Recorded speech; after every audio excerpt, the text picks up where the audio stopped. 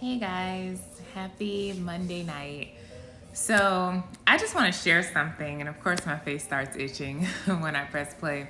I just wanted to share something with you guys really quick before I call it a night. Just showered, relaxing, and I was just thinking to myself, like, should I just, release what God showed and spoke to me, spoke to my spirit through a show that I was watching yesterday, and I was just debating, like, should I get on here and talk about it, or should I just call it a night? So I'm just gonna release what the Lord just spoke to me personally, spoke to my heart personally, just about choices, right? About choices when it comes to, the person that He's bringing you together with, right? And some of us, we've already went over this, we have choices. God has told us, you're going to have choices, Neither choice is wrong, but there's one choiceish choice, right? That's the way I'm going to put it. There's one choiceish choice, right? And we can look at this with Xerxes, right? Everyone wants to quote Esther and Xerxes, a story about Esther and Xerxes and, Esther becoming queen and so forth. But let's not forget, Xerxes had a choice. King Xerxes had choices, right? And neither of his choices would have been wrong. He's king, right? He's choosing based on whatever he's choosing from, whatever he desires, right? But there was one choiceish choice, right? Like the one that God highlighted, right? And God's choice, she lit up a room, right? She had so much favor upon her life that Xerxes couldn't even turn away, right? But King Xerxes had choices, right? He had a ton of women competing for the same position, and none of his choices would have been wrong, right? God would have been able to use whoever he chose, because let's be real, God is God. But Esther was God's choice for Xerxes in that position. And God made it very known to Xerxes and everybody working for Xerxes, his servants and everyone, that she was it, right? She just had favor upon her life. Like God had his hand of favor upon Esther the whole entire time. So even though she was competing with these other women, she had already won. There was no competition. It was her. She was God's choice, even though he had choices, right? But technically speaking, none of his choices would have been wrong. Like, I'm pretty sure God would have used whoever he put in that position to accomplish his mission and his purpose, because our choices can't stop what God is doing, right? So anyways, some of us do have choices, and I've kind of shared my journey with you guys, and how God gave me a choice, and I said, God, I want a new love story, but let your will be done, right? That was pretty much my answer. And I'm just going to speak a bit just how God speaks to me in my personal time, right? How he speaks to my spirit when I'm just, sitting with him and doing everyday stuff, right? Stuff that people do all the time. And for me, now this isn't something I do all the time because I rarely watch Netflix, right? I'm not a Netflix and chill type of person, even though I'm by myself. I don't watch Netflix. I'm really not a TV person. I watch movies every now and again, but I'm just not a TV person, right? So, my head perhaps funny. So, I was sitting watching this new show that came on Netflix, and it is a worldly show, right? It's something I would have never chosen to watch, but I remembered somebody bringing up this show, right? And it's called Survival of the Thickest, right? And it's a really short series. It has 8 episodes. Here we go with the number 8. If you watch the last word I released, But it has 8 episodes, right? So I just sat and I watched it on Saturday. I believe it was Saturday. Did I watch it Saturday? I think I watched it between Saturday and Sunday, right? And I watched every single show. And I really paid attention. I wasn't really on my phone or anything. I was just watching the show. not realizing that God would speak to me through it. I was just watching it, you know? And I wouldn't recommend it to you if you're like a Bible thumper type of person, if you're like holier than thou and those religious type folks. Wouldn't recommend it. Definitely a worldly show. Sex and, you know, different stuff that, you know, sex out of marriage, just different things, right? But God will use anything, and I don't box him, right? Like I said, this isn't a type of show that I watch all the time, but when I'm led to watch something, God will often use whatever I'm watching or doing. He'll use it to speak, right? Again, it's not for everybody, but I'm not holier than thou, and I don't box God, okay? So it's called Survival of the Thickest. And in this show, there's like a plus size girl, very beautiful, and she's like a fashion designer, like a stylist, right? And she has this really handsome chocolate bearded boyfriend that she's been with for 5 years. Their relationship is great, right? He's fit, tall, you know, really handsome guy, and they kind of work in the same industry or whatever, right? They're living together, you know, again, they're not married. They're having sex, all the worldly things, right? But just follow me, those that are not holier than thou, okay? So she's with this chocolate guy, and their relationship had been going great this whole 5 years, right? One day she comes home, and she catches him in the bed with another woman, right? She leaves, moves out. That was his apartment. She was living with him in his fancy apartment, right? He made more money than her. He was really known in the fashion industry. He's like a photographer or whatever. So she takes her stuff and she moves out because that's his place, right? And as they're separated, she learns who she is, right? And all of the things that she can accomplish on her own. And she really gets this newfound power and just like motivation and just confidence about herself. And she excels in the fashion industry, right? Even more than she was before. And she was doing great before, but now she's like finding this newfound confidence, and she's, you know, more courageous, and she's stepping out and doing different things, and things are going great, right? During this time, her ex-boyfriend that she caught cheating, you know, he's trying to get back with her here and there. And he's also working on himself though. Like he goes to counseling and he's doing all the things to better himself because he really wants to be with her, right? So she ends up meeting another guy from a different country, you know, a different nationality, different background. Very good looking guy. Again, very good looking guy. And he's interested in her. Like he literally falls for her and she falls for him, right? So as all of this is happening with her new connection, her ex pops back in the picture, right? And he's, you know, pouring his heart out to her. And I'm kind of fast forwarding through the actual like series.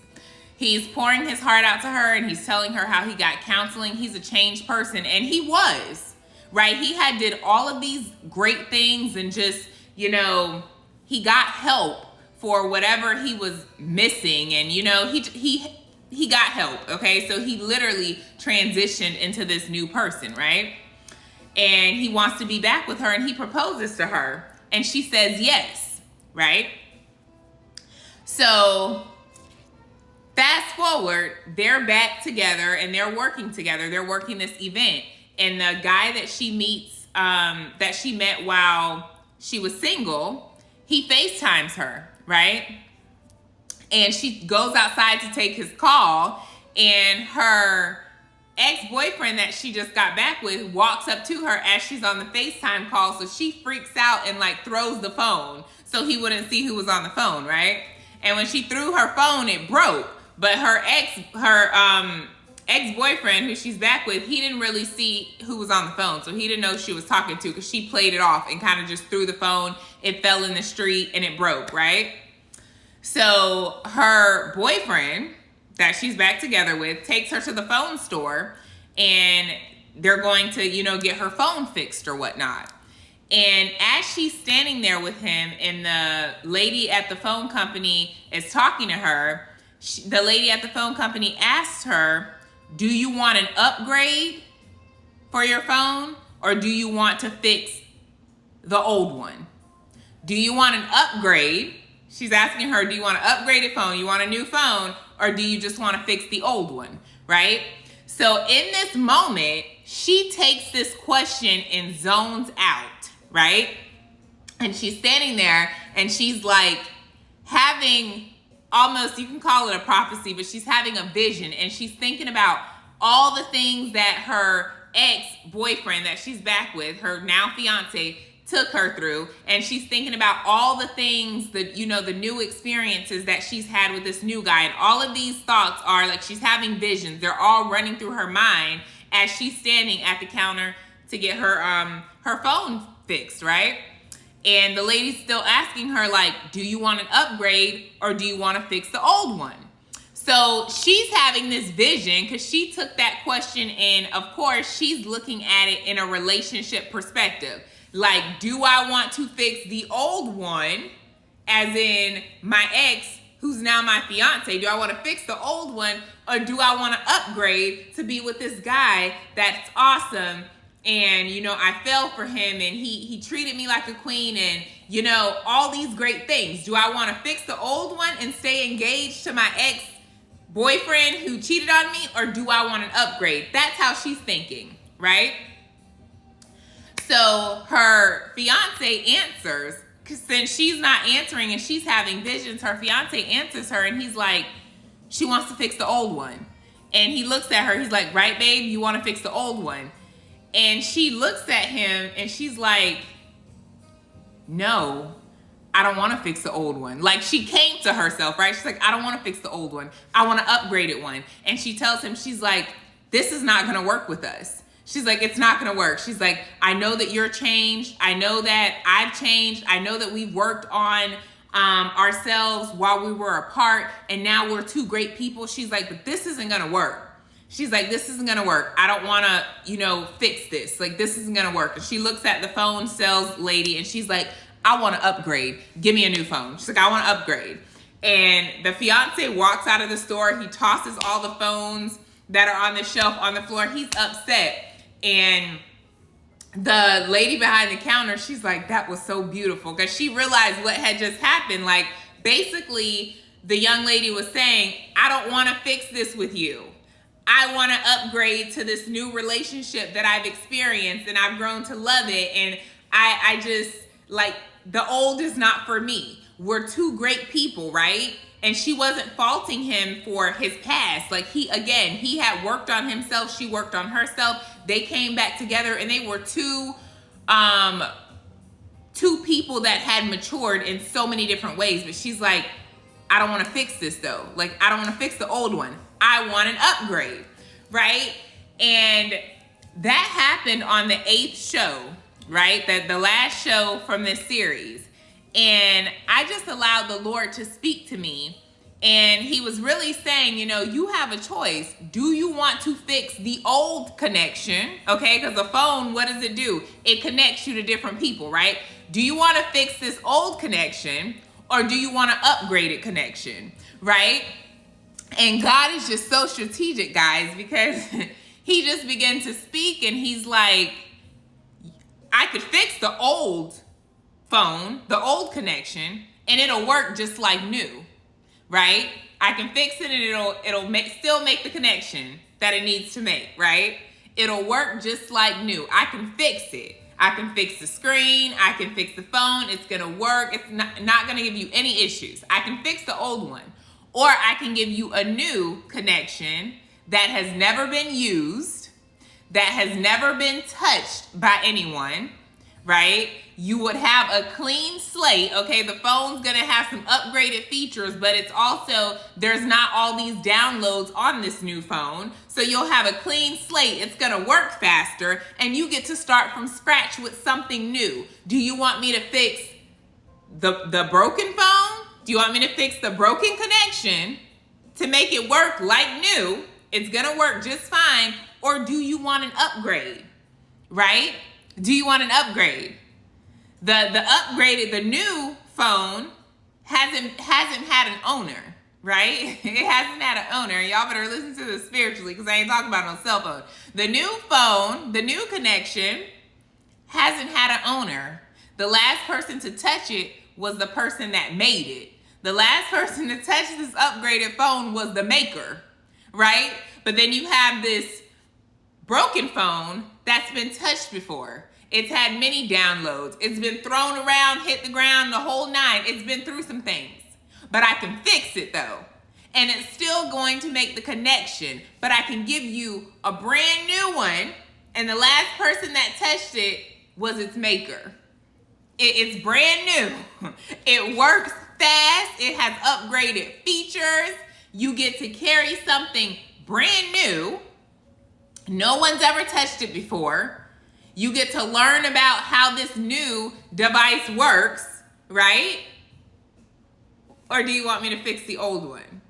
And if you haven't caught it by now, it's okay. But for those of you that the Lord has said, like, you have a choice, right? And he's like, neither choice is wrong. Just like in the show, neither choice she chose would have been wrong. She could have fixed her broken phone and it would have worked perfectly. That would have been an okay choice. Or she could have got an upgrade, in which she did choose an upgrade. Not just for her phone, but for the person that she was going to be with, she upgraded. And again, her ex was coming back healed. He was whole. He had worked on himself, and you guys would have to watch the show to understand it, but there was nothing wrong with him. And she even said, like, I know we're both healed. Like, we both worked on ourselves. This could be great, but she's like, I don't want this. Like, I don't want to fix what's broken. Like, I don't want to fix my old connection. I want something new. So I know this probably seems like a lot, but when it hit me, I was like, man.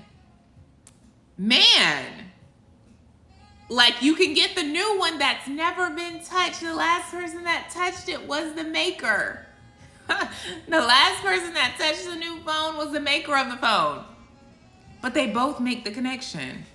They both do the same things. One just gives you the option of starting fresh. Not having any downloads, any, as in AKA baggage, nothing weighing it down, not having any like bullet points of the past connected to it. It's new. So everything you want on that new upgraded phone, you have to add it yourself. It's new. You can transfer from the old device to the new device, or you can just start off fresh.